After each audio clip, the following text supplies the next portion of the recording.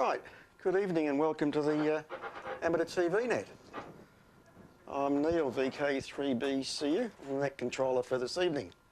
Always looking for volunteers to take over occasionally, and thanks to the guys that took over while I was not around. The stations that are logged in this evening that are watching: Bob 3BVR, Mark 3JMIA, Fred 3ZAQ and Mark 3PI. So they're the stations that have logged in that are watching, and there are a few stations that are going to be transmitting this evening. So first up we'll have Joe VK3TET with his always interesting segment. Then Joe, if you could put it across to Peter. Peter puts it across to Richard VK3VRS. Then Richard puts it across to Peter 3TLF, and then Peter back to me, and then I'll call in the stations on RTV2. So if you're ready to go, Joe, just get ready. Be a quick changeover because I'm on T. So hopefully this will go very, very smoothly. I'll find the right buttons to press. Of course I never do. So I'll just turn off. Okay, Joe, take it away.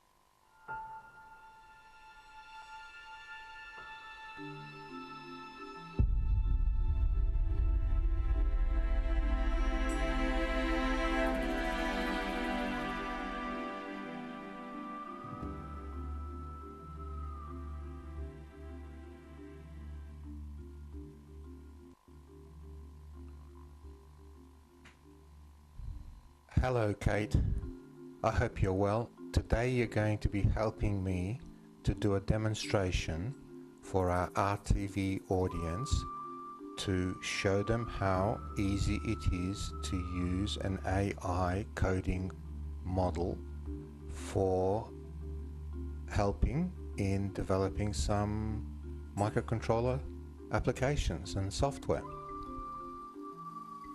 Absolutely. I'd be happy to help you with that demonstration. We'll focus on using the ESP32 microcontroller as an example, and I'll walk you through setting up a simple project with AI assistance. Welcome to our technical segment, where we demonstrate how easy it is to use an AI coding model to develop microcontroller applications. Today, we will be using the ESP32 microcontroller to set up a web server that controls a basic relay. First, let's ensure you have the necessary software installed. Download and install the Arduino IDE from Arduino. Now, let's set up the hardware. Connect the ESP32 to the relay module using jumper wires. Connect your ESP32 to your computer using a USB cable. With the hardware setup complete, let's write the code. We'll use an AI coding model to generate and refine this code. Here's what the code looks like. The code includes necessary libraries for Wi-Fi and web server functionality. It sets up the Wi-Fi connection with your network credentials. It initializes the relay pin as an output and sets it to off initially. It creates an asynchronous web server on port 80 with routes to control the relay. Now, let's upload the code to the ESP32. Wait for the upload to complete. Once the code is uploaded, open the serial monitor in Arduino IDE to get the IP address of your ESP32. Finally, let's test the web server. Open a web browser and enter the IP address obtained from the serial monitor. You should see a web page with buttons to control the relay. Clicking turn on will activate the relay, and clicking turn off will deactivate it. This demonstrates how an AI coding model can simplify the process of developing microcontroller applications. Now let's talk about how you can utilize AI coding models like ours in your amateur radio projects. Our AI language model is available online through Hugging Space, which provides a platform for running machine learning models locally. Within this platform, there's an area called Spaces where you can run most of these models on their infrastructure. However, please note that our specific example used was run on local compute, and it may not be the fastest option. If you're interested in exploring the use of AI coding models for your amateur radio projects, I'd like to provide some general information about how to get started with Hugging Space and Spaces. To access Hugging Space, simply go to their website and sign up for an account. Once you've created an account, you can explore the available spaces and models, including ours. Keep in mind that setting up a local infrastructure using Hugging Space or Spaces may require some technical expertise and time. However, if you're interested in learning more about this process, I'd be happy to guide you through it. In terms of how our AI coding model can help with amateur radio projects, the possibilities are vast.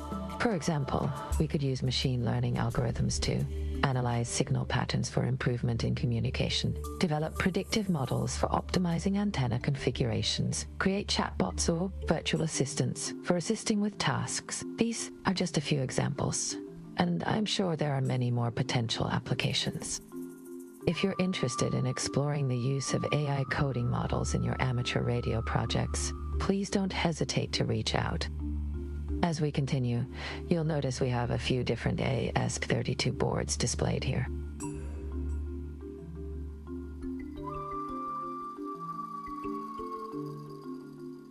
One of these boards catches my attention. It has integrated relays built right in. Now, this board is particularly useful because it allows us to control multiple relays with a single microcontroller. In fact, I'm using this exact same board in our own RTV transmitter project.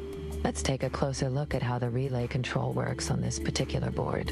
As you can see, there are 8 individual relay outputs, which can be controlled independently using the ESP2s. In our demonstration earlier, we used a separate relay module to control a single relay output. However, with this integrated relay board, we can easily control all 8 relays using a single microcontroller.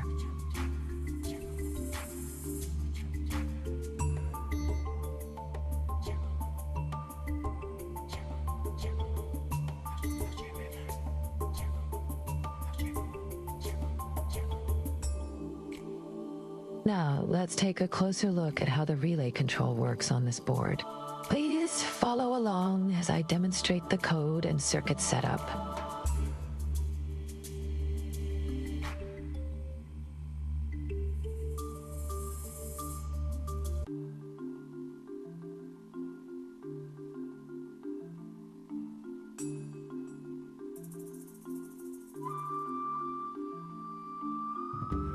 Thank you for joining us on this live demonstration of using an ESP32 microcontroller to control a relay board, specifically designed for amateur radio applications. As we conclude our segment, I'll guide you through one final step, a live demonstration of the relay control board's functionality. We'll be monitoring RTV2 and controlling the remote transmitter using our web interface. Please note that this might take a moment as we're interfacing with the external equipment, but bear with us and we'll show you the process.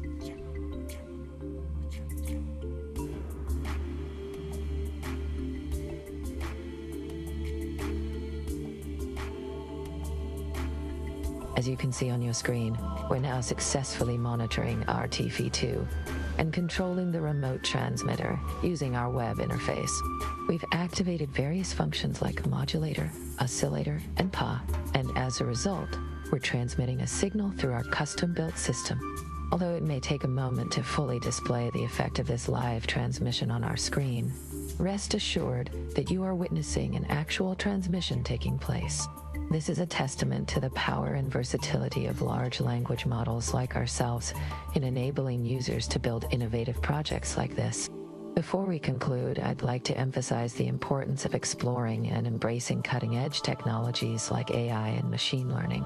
These advancements have far-reaching implications for various industries, including amateur radio, and will undoubtedly shape the future of communication. Thank you for watching today's demonstration, and we hope you've gained a deeper understanding of how large language models can be used to create innovative projects. Stay tuned for more exciting content in the future.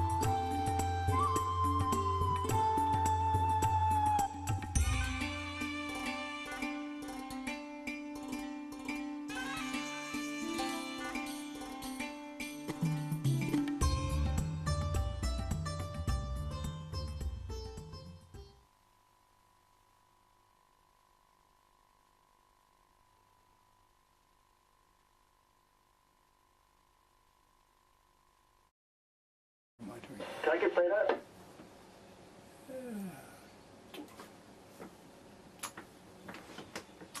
Okay, you should be there.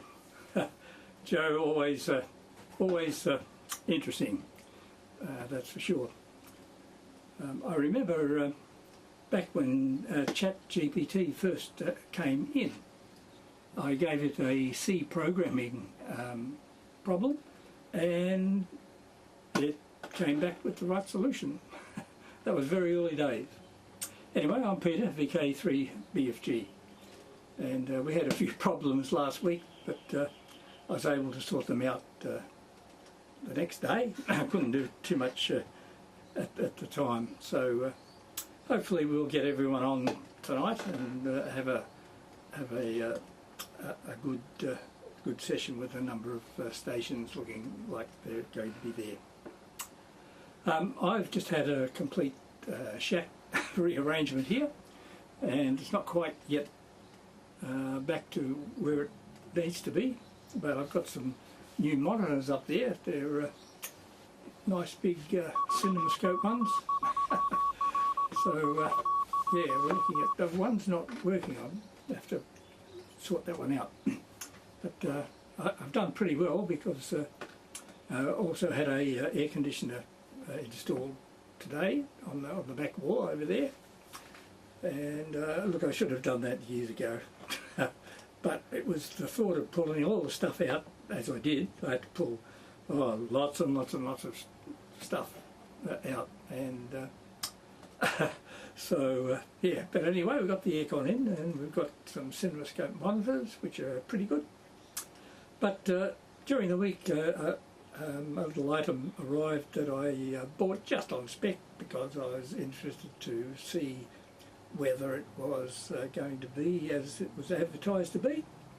And you might remember some time ago we were all concerned that the Mitsubishi modules were not being produced anymore, and they were becoming rarer and rarer, and even some fake ones came out that didn't work.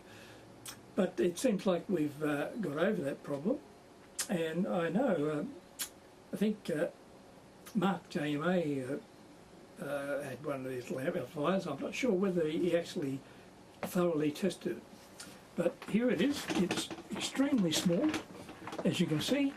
It's in my hand. It would need to be mounted on a heatsink, of course, but it was advertised as 15 watts, and I think the key to ensure they're a linear amp is that if they're for drones, they're most likely going to be linear. So this one's got the ability to be plugged onto a bigger heatsink, of course. But the spec was supposed to be 40 dB gain, would you believe, in that little thing, and 15 watts. Well, guess what? It's got 40 dB gain, and it put out 15 watts. And what's more, it was pretty linear, pretty good. So the standing current was about 160 mils, and it was 28 volts, and I think it got up to an amp or so, but not a hell of a lot anyway. And of course, just about anything that we've got that is a ATV exciter would drive that. In fact, you probably have to put some attenuators in. Certainly a Lime would drive it direct, and a Pluto, and directly out of an SR Systems board as well, easy peasy. So there it is. It's a genuine replacement, and I got it for about $50. But if you shop around, you'll see there are various different prices for them. But there it is, 40 dB gain, and sure, it's 15 watts. So that's a pretty good buy. Anyway, I'll probably mount it on a heatsink and just see how it runs. I'm thinking of, up at RTV, we've got a whole sequence of linears there to get up to the required levels. so it's a bit tempting to maybe put one of those in, but I don't think we will. We've got a regime there that's working, so we'll leave it. But there it is, genuine stuff. All right, that's it for me tonight. I've been busy also. I've got my aeroplane flight review tomorrow, and I'm doing it at night because that's the most difficult time. And if you do something at night, it covers anything you might do at day. That's for sure. Because landing at a country airport with just rows of landing lights is a bit challenging. Anyway, hopefully I'll be here next week. But I've done it before a few times. It's not a great problem. And where I'm going, it's got what's called a PAPI. And a PAPI is a set of it's 4 lights. If they're all white, you're too high. I mean, this is on an approach. If they're all white, they're too high. If they're all red, that's not good, you're too low. And if you're on the flight plan, that's too white and too red. So it's quite a handy device to use to get a good descent and not run into anything, which is also good. All right, Richard, if you like to roll, I'm running DVBS, so we should be able to get a fairly smooth changeover to you. So VK3 VRS to take it. This is VK3 BFG, 1 Turner South.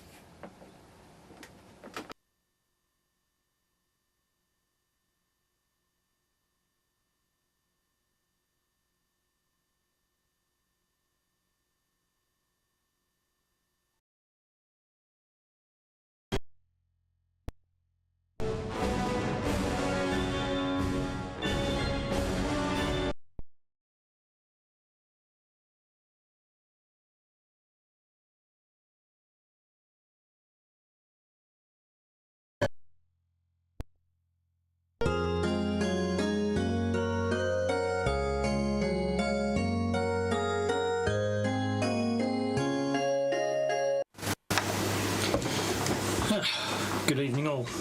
Not quite the smooth changeover that we've had in the past, but nevertheless, I tried it a different way. Obviously didn't work to plan.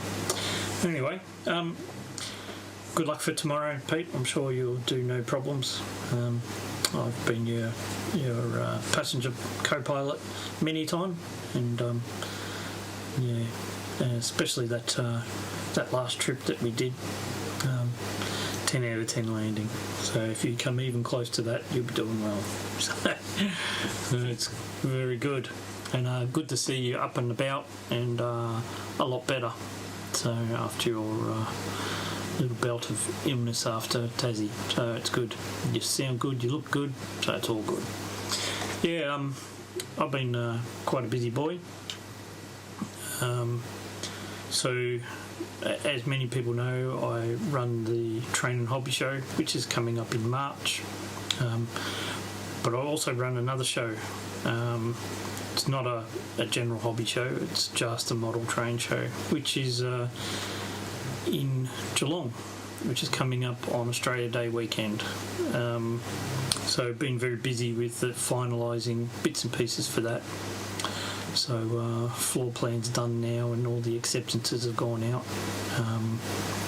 So yeah, couldn't fit everybody in that we that applied. Unfortunately, the hall's nowhere near as big as Sandown, so it was quite a bit harder to try and squeeze people in. But nevertheless, it is a model train show.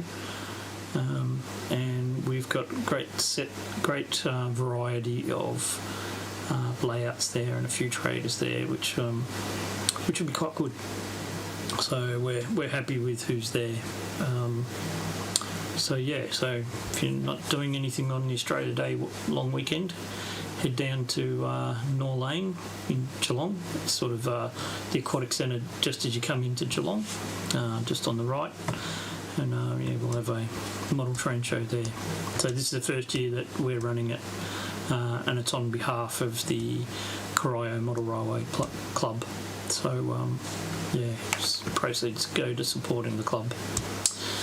Anyway, other things, I've actually managed to get some antennas up, but that's as far as I've got. Haven't been able to reroute cables yet. Been quite busy in the backyard. In fact, sorry, nothing prepared tonight. It's all been it's fly by the seat of my pants. So, but what I can do is show off this. Let's see, where can I show that off? Here. Yep. So, you might note that's a live view on my cameras. Not giving away any important information. No. So that there, finally, you can still see some formwork in, but that's the concrete poured. It's been cut. Can't see the cuts, obviously. Although if I zoom in, maybe you can. So you can see the lines have been cut in, and it's ready to go. Still a bit of work to do, but yeah. So tomorrow it gets sealed, providing the weather allows.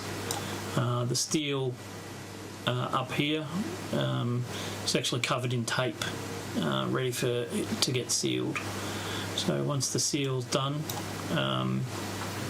then I've got a day to wait for that to set properly, and then the fencing can go up on this retaining wall all the way around there. A new gate's put in and fence across that section there as well. So getting there, making progress. It's not a big pit anymore, so which is quite good. So really looking forward to that getting finished, and we'll have that all done before Christmas. Also, big shed will be put in that area there before Christmas. So I've got to get a crane back to move it back into place on concrete now.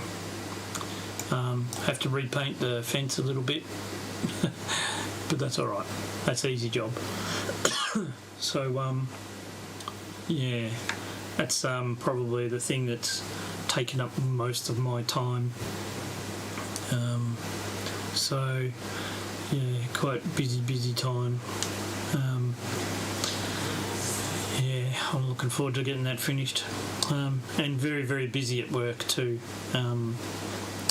Yeah, we're currently in the process of moving warehouses, so I'm helping with the warehouse to get that moved, and we've got to have it all new bays, and anybody that knows about warehousing, all the stocks in bays and all that sort of stuff.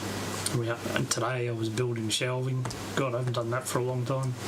So it's been quite tiring last few weeks. But yeah, so I haven't got any other real news radio-wise. Only that the antennas are up, and I've obviously damaged my little 2-metre antenna, as I've just found out tonight. So I have to look at what's going on with that, or come up with another solution, and then hopefully I'll be back in action soon-ish with coax runs and all my radios back. But I do have my 9700 set up, so because I like to be able to hear people. So anyway, that's all I've got. So, and I've just noticed too that vMix has an update ready and waiting for me. So after I'm finished my transmission, I will probably do that update and see what goodies they've added in the update. So that's all good. So Peter, VK3. Oh, by the way, Joe, I thought that was a very good segment. It's probably right on the time that is probably getting to the point where it's long. So you just made it in, I think. So it worked out quite well. Still getting to terms with your outro music, but it's interesting anyway. So very good. All right, and Peter, TLF, all yours. I will flick over to my test pattern and drop off, and then you can give it a bash at getting on. Anyway, thanks guys. Hopefully I'll have something next week. I'm not sure what it'll be, but probably more Vox Pop like this. And maybe we might even see Tony VAT come up, maybe even during the week. See you guys.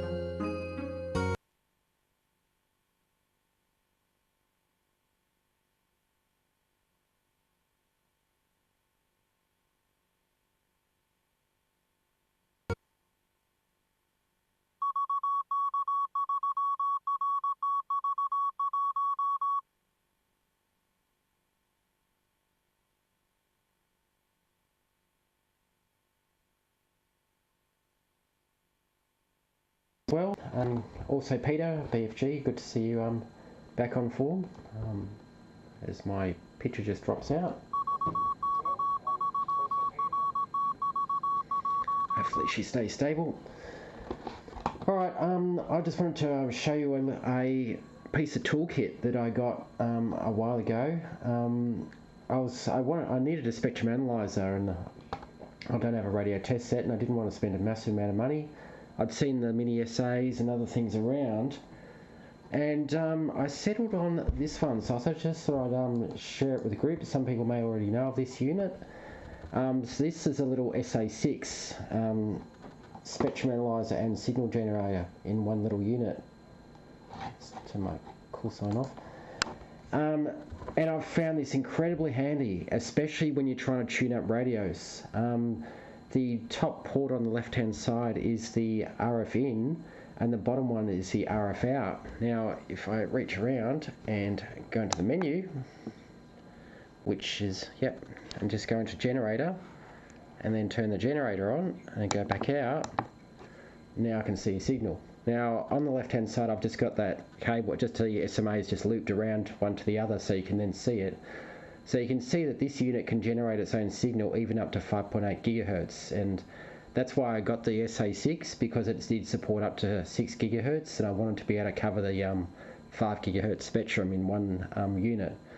So I've been using this extensively on RTV to monitor my transmission on 1200 megahertz, to see what it looks like and see where I've got a haystack or I've just got harmonics galore, and it's been very helpful in the journey of getting onto ATV. So they're available around the place. The buttons on the side, you can change amplitude and span. It's going narrow and wide and so forth. So it's got lots of little features on it, and you can change the signal amplitude as well as far as the generator. So right, just a short little segment. I just wanted to share a very handy little piece of toolkit that I've got in my toolbox, which I use a lot, and it does have built-in battery too, so and a USB-C port on it, so you can use it portable out of the box. So all right, well, I'll pass it across to, I think it's Neil next. Is that right? All right. Not 100% sure. No. All right. Someone's already on RTV too. I can see them there. So good night, everyone. I hope you have a good evening, and I'll hopefully see you at next broadcast.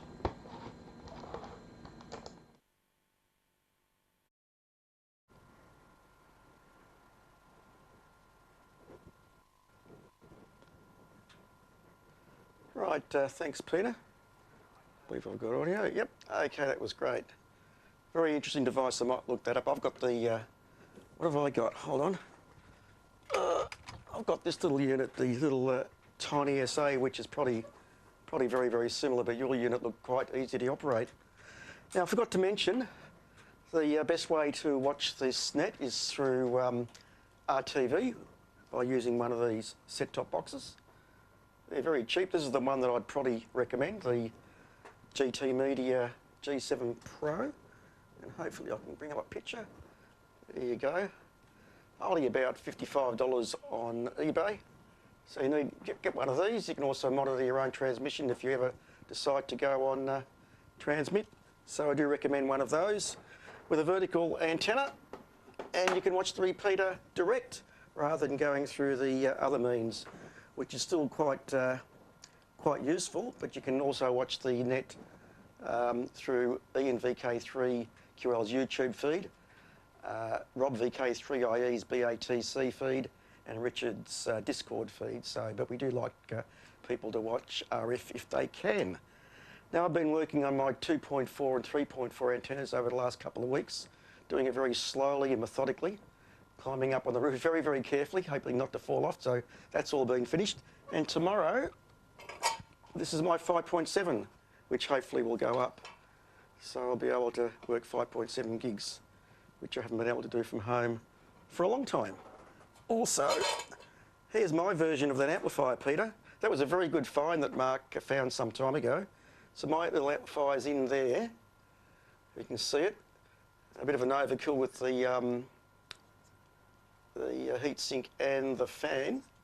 And I've got a little up converter which converts up to 28 volts. And they work really well. And they're not expensive. And as you said, good replacement for the Mitsubishi module which we lost many, many years ago. So it's a great little unit. What else have I got? I think that's about it. So it's John VK3ATV's turn. So if you're ready, John, I'm on T. I'm not sure how good the switch over will be, but anyway, you take it away, John. Sorry, what have we got? Okay, John's up first, and then put it across to Ian. Ian will put it across to Mick, and then back to me. So take it away, John, VK3ATV.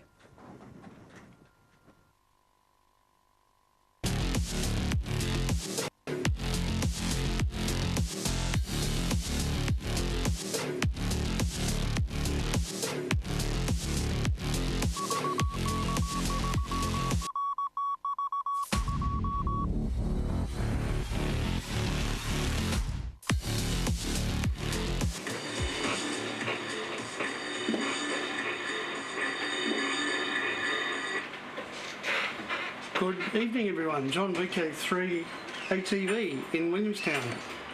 That was probably the best DVB-T changeover I think I've done, Neil. So must have just got the timing perfect then, which is great. I haven't been on for a few weeks, so it's good that everything's still working. And I've got a video tonight. I did, last time I was on, I think I did a video of the REAST conference down in Hobart. This video is really centred on the Mount Pleasant Observatory that we visited while we were down there. So that's about all I will have tonight. So I will play that now.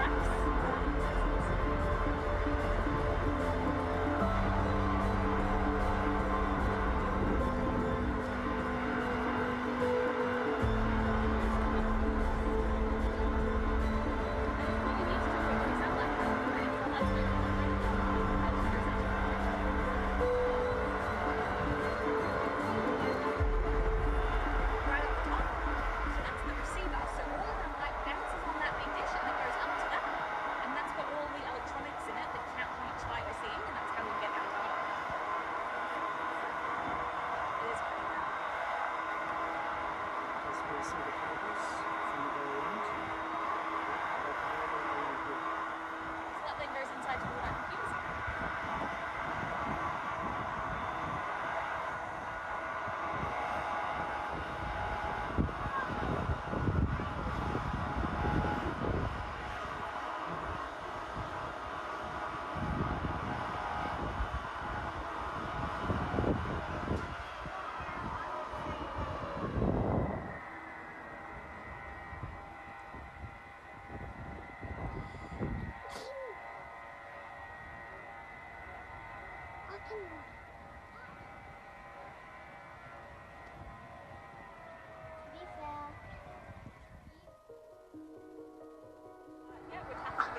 It doesn't look like you're holding it up. Especially with the city looking out of the air, being quite a distance.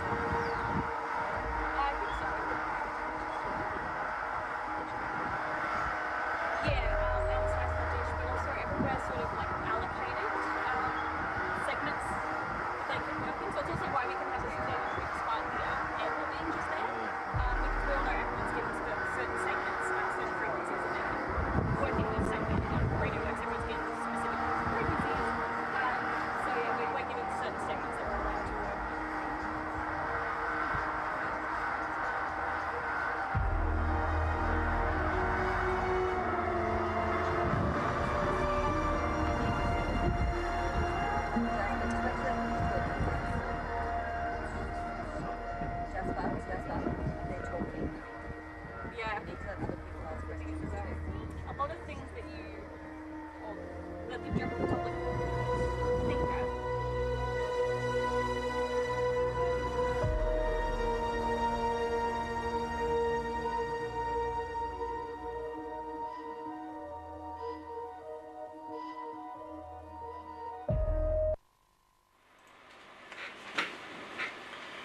So, I hope you found that interesting. We were very fortunate that there was a scientist on duty at the time we were there who quite happily wanted to demonstrate the dish moving. So it was quite fascinating watching the drive set up. The two I'm not sure what the technical term is. I'm sure Clint knows, but the two U-shaped tractor drives that were geared that gave it the azimuth and elevation. It was fascinating. So that was an interesting part of our trip down to Hobart. All right, that's all I've got for tonight. So I'm now handing over to Ian, VK3QL. So stay tuned on RTV2, and I'm sure Ian's got his usual array of fascinating presentations. So over to you. I'll run my thanks for watching, Ian, and then I'll drop off. So this is VK3 ATV, John, saying thanks everyone for watching and good night.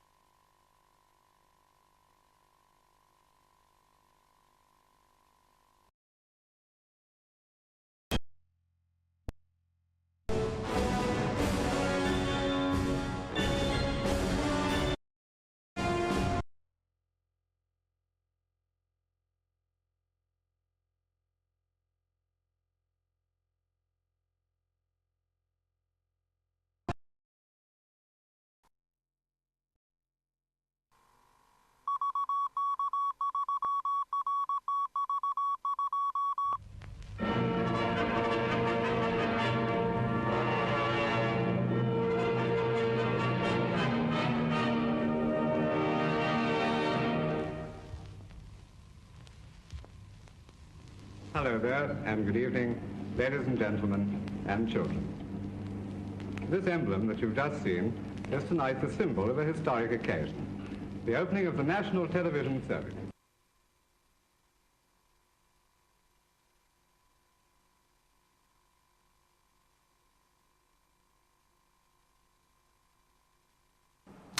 Yep, so good evening, and thanks for watching, and it's been a great show. It's the net has been, we don't do shows that could be construed as being entertainment.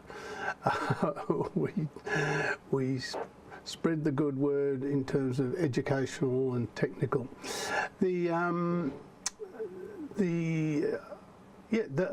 Just a few comments.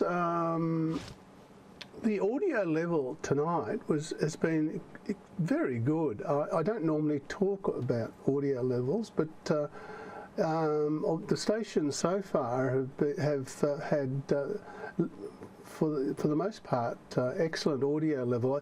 Because I'm streaming to my YouTube channel, VK3 Quebec Lima, I try to monitor the audio levels, and usually I do a reasonable job, and so I do notice when people are louder or softer, and it's not so much trying to hit 0 dB, which is what the splash screen hits at, which tends to be a bit loud if everyone was hitting that, but doesn't leave any headroom. So people have sort of been hitting below that, but for this evening it's been very quite noticeable that it's all sort of been at the same level, just below the 0 dB audio level. So that's been brilliant.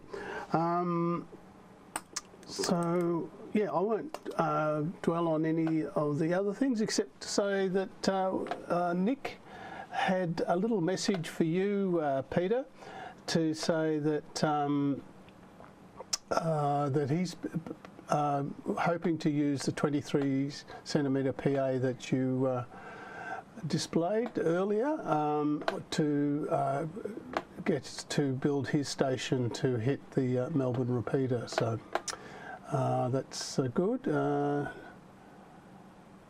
And Nick also comments that the sort of thing that would be good to see at Ballarat in February. I'm not quite sure. Oh, the module that you'd made up for that 23 centimetre PA. So if it's available, Nick would like to display that in Ballarat. And if I'm talking about Ballarat, why not? Here is the dates for the Ballarat Hamvention, they're calling it, 10 a.m. on opening on Sunday the 2nd of February. And Nick is organising microwavers and ATVs to be on display at that, so contact Mick if you can be involved.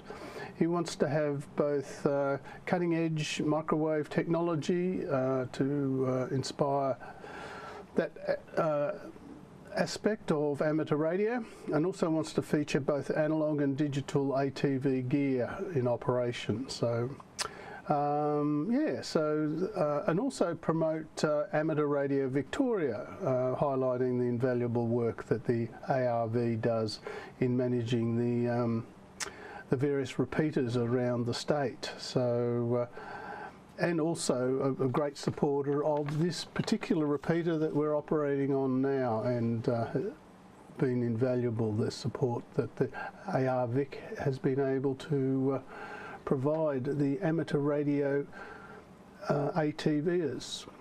All right, now let's see where this goes.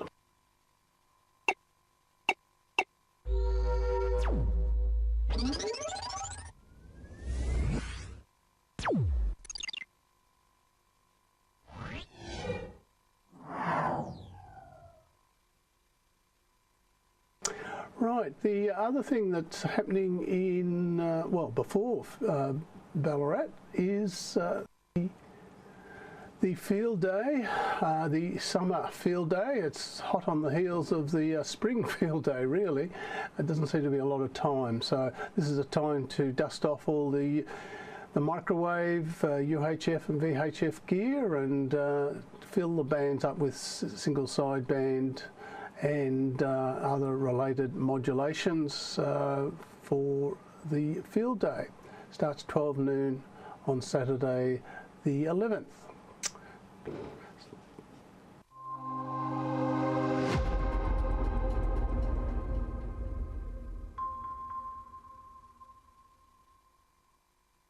I've got to work hard tonight. I've got a lot of voiceover stuff. Right, the ISS passes. Not a lot of passes for the next week, but there's some reasonable good ones, and the packet system is operating as well as the repeater in the sky.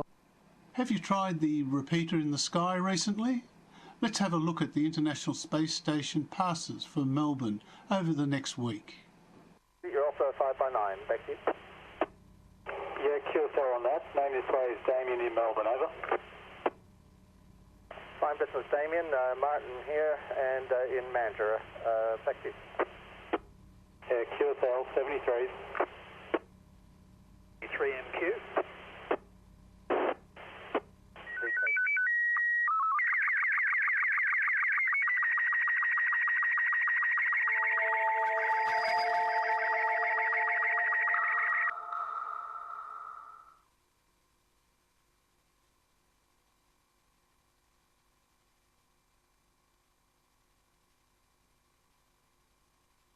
Says he not pushing the right button.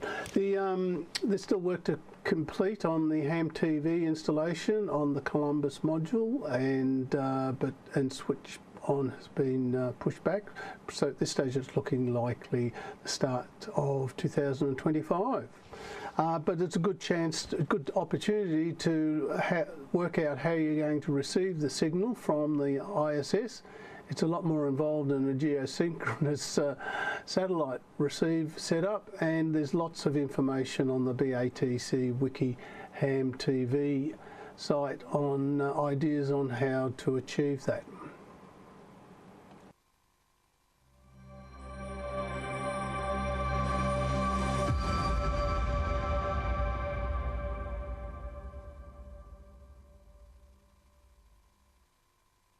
Right, talking about the BATC, the BATC QO100 net is on a Friday, Melbourne time 7 AM. So it's a bit more reasonable with the way the clocks are working out for summertime and UK winter time. So it's a bit more reasonable than say 5 AM as it is in winter and their summer. But but if you're not able to see it live, there's an opportunity. I put up the last 3 weeks of recordings of the net, and it's very interesting. A lot of technical information on ATV and what people are doing, projects showing the shack layouts and the various projects and electronic kit that people are building. So I get a lot of information from that, a lot of ideas. Don't really put many of them to good use, but I find it quite fascinating what they get up to. Yes, and also this net is also, the last 3 weeks of this net are up on that same YouTube channel. Right, Troppo is the next cab off the rank. So that's the Troppo predictions for the next week, up until the weekend anyway. And coming into the weekends, there's some interesting developments there. So you know, it's yeah, a good time to be testing out your gear for the tropospheric propagation of signals in the VHF, UHF, and above spectrum.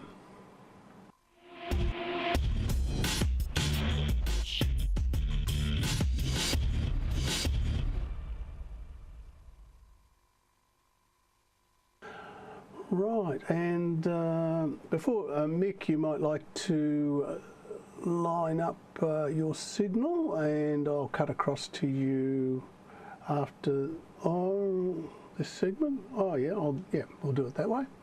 And the WARC hamvention, which is the only hamvention in the western suburbs.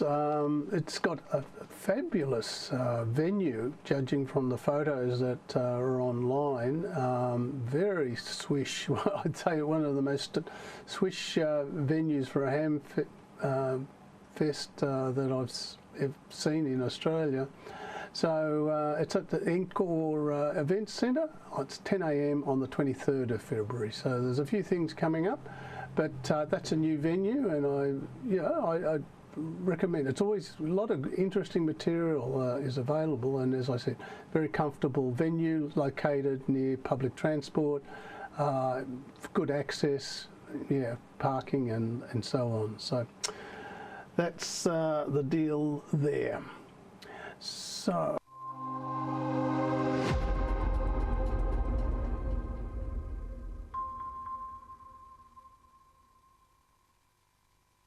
Mick, I don't see you online.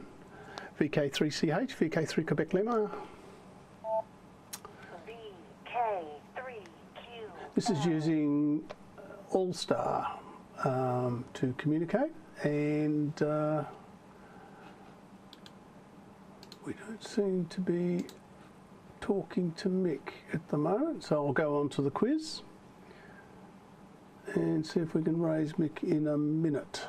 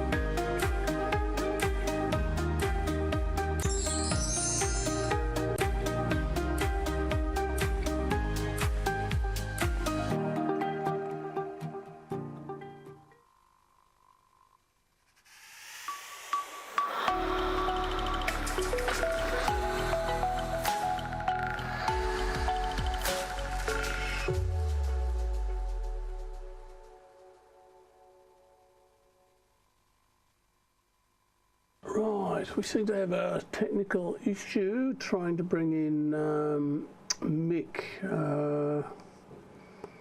Just trying to think. Don't really have a plan B on this setup.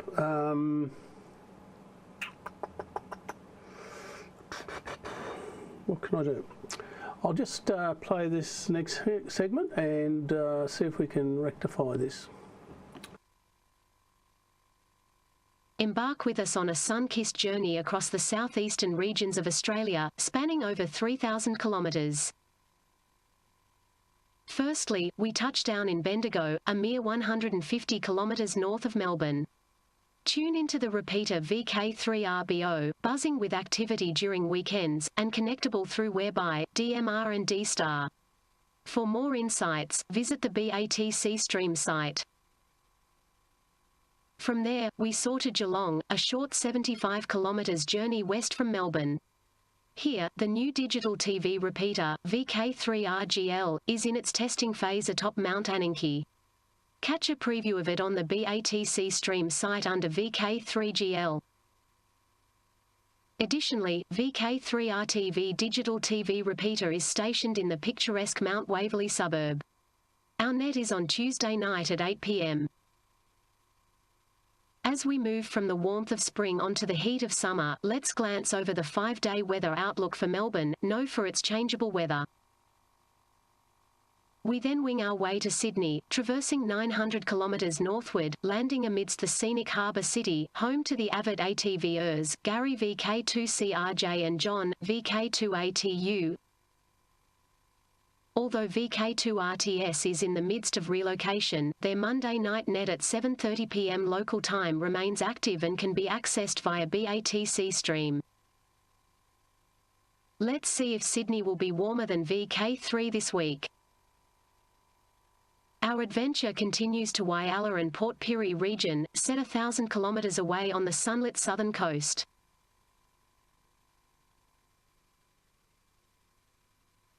The hub of activity, VK5RDC, lights up the evenings from 7 p.m. local time most weekdays. In comparison to its eastern counterparts, Whyalla's upcoming 5-day forecast usually promises sunny days ahead.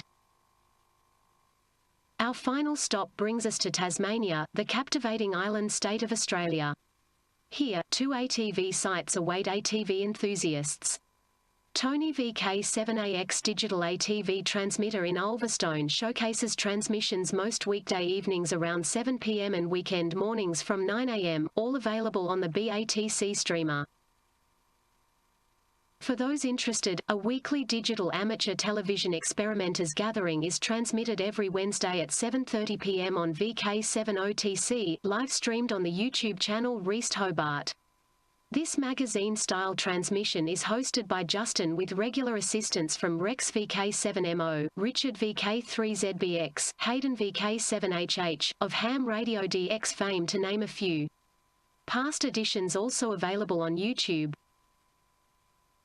Before we conclude, let's glimpse the 5-day forecast for Hobart, the picturesque capital of Tasmania. In a span of under 3 minutes, we've journeyed across the sunlit southeastern terrains of Australia, filled with captivating sights and pleasant weather outlooks. Stay tuned for more escapades.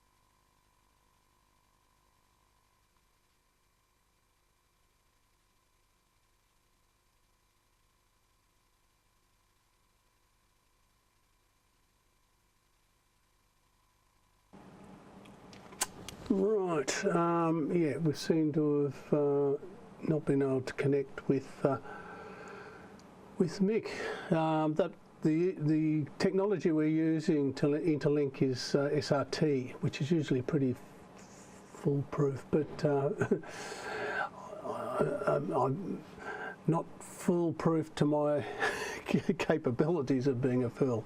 But anyway, so we don't seem to be able to get that to operate. We had tested it twice this afternoon and faultlessly connected, so we'll have to follow that up. And actually I'll put a backup channel next time too, which is not hard in with today's technology. So I'll have belts and braces with a bit of luck next time.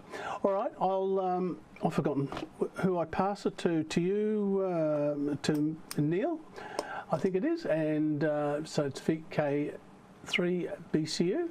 This is VK3 Quebec Lima. Thanks for watching, and we'll see you further down the log, as they say.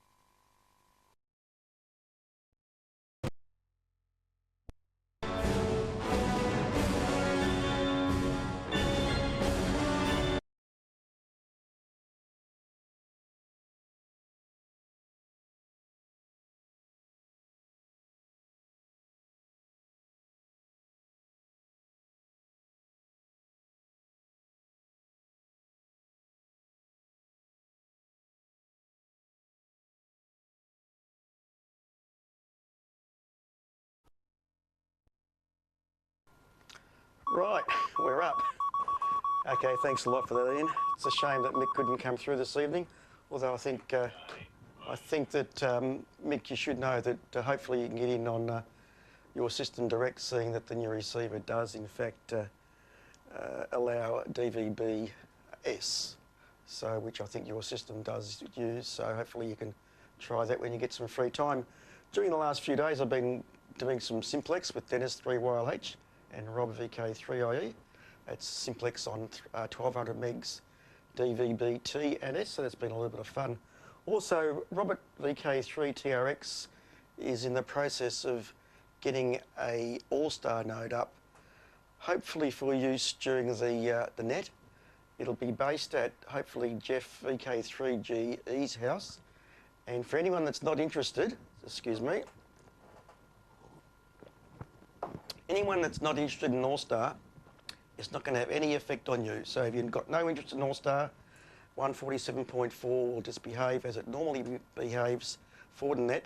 But for stations that are out of VHF range, like say Nick VK3BA, if he uses his All-Star node, which I've got here, and I can actually talk to Nick, people can come in on the All-Star node. It'll come out on 147.4.